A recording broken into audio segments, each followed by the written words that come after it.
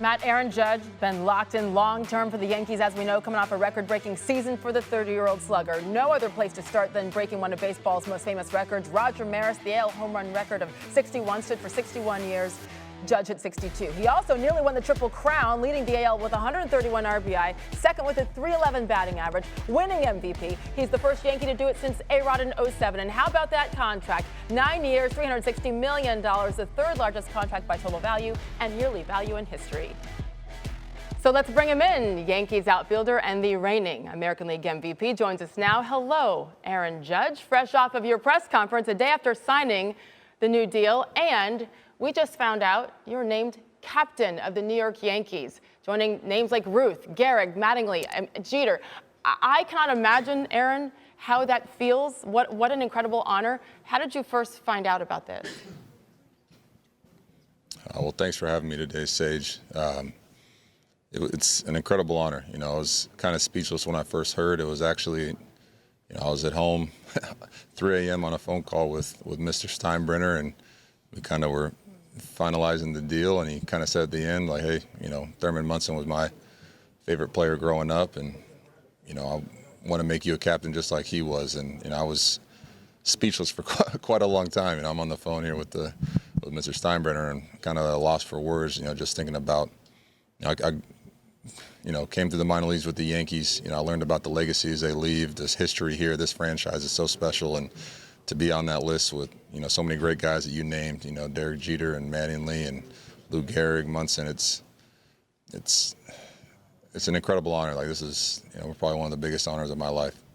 How much, Aaron, have you been able to sit back and reflect on the season itself and 62 and all that you accomplished?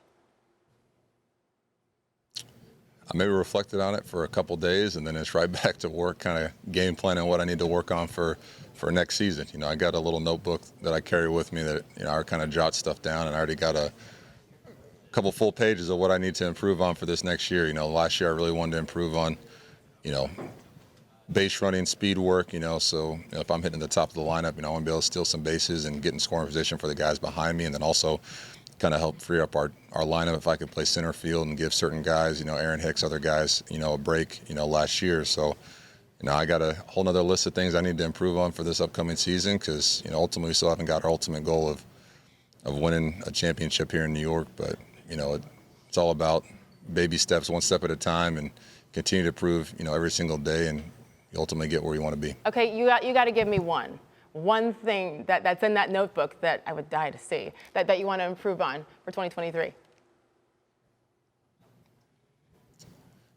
I'll go with a hitting one. You know, I'm going to work on, you know, I see some great hitters around the league. You know, Shohei Ohtani, when he came to the league, he had a big leg kick, and he kind of abbreviated it to like a little, almost no stride or a little toe tap that he does. Same with Bryce Harper and Juan Soto. When they come to 2 strikes, they kind of widen out and, you know, do a good job of protecting the whole play, putting the ball in play, and using, you know, taking what the pitcher gives you, you know, with 2 strikes. So you might see me a little wider base, a little no stride, you know, just to, you know, I always want to hit above 300 and try to get on base for my teammates. I think that will kind of help me add to that.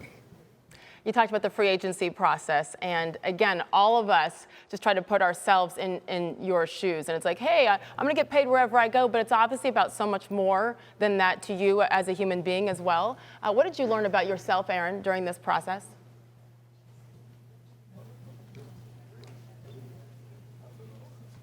Yeah. It's tough to say. I learned quite a bit, you know, but I think it ultimately came down to, you know, just trusting your heart, trusting, you know, what you know, and trusting your family's opinion, your friend's opinion, and just having the courage to go out there and believe in yourself, believe in doing something. And throughout this whole process, it was tough because you're hearing from so many different teams. You got media talking about this and that. You got friends telling you, you know, especially back home in California, what they want you to do.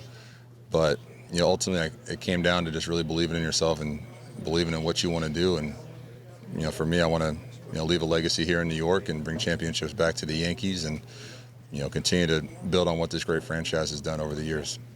You literally led me into my last question. I was going to ask you about legacy, and it is such a big word that we don't ask often unless you're talking to the best athletes in the world, and you're obviously on that list, Aaron. I mean, you've already accomplished so much on the field. I know you have a lot more that you want to accomplish on the field, and then personally as well, right?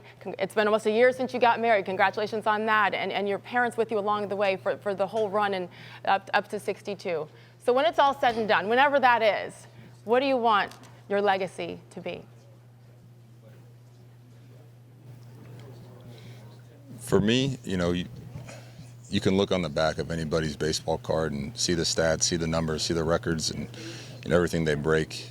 But ultimately, for me, it's about, I think, those relationships you build with your teammates, the relationship you build with the fans, relationships you build throughout this organization. I want to be remembered as not only a great teammate, but a great competitor, a friend that they could count on, someone dependable that this fan base can rely on, for the next 9 years and in the future. That, for me, that's what I want it to be about. I want to build a legacy to where, I want to continue to keep building these relationships with the minor league players, with the Yankees, and, hopefully, I'll be like Derek here, down the road, where I'll be sitting next to the next Yankee captain, down the road, whenever that is. Like, that for me is what it's all about, building those relationships and having those moments with, the guys that battle with you day in and day out, and the fan base that shows up day in and day out for you.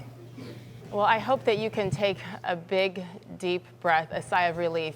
What a year it has been, and obviously the process to get to where you are today. And then, Captain Aaron Judge, let that sink in, because you have earned it. Aaron, it's been awesome having you here. I know you're so busy. Thank you for the time, and congratulations on everything. Sage, I appreciate it, and I'll make sure I get back up there. We can shoot a couple more ESPN commercials. Let's do that. I am holding you to that. Thank you, Aaron. We'll talk to you soon. Congrats again. Thank you. Thanks for watching ESPN on YouTube. For live streaming, sports, and premium content, subscribe to ESPN+.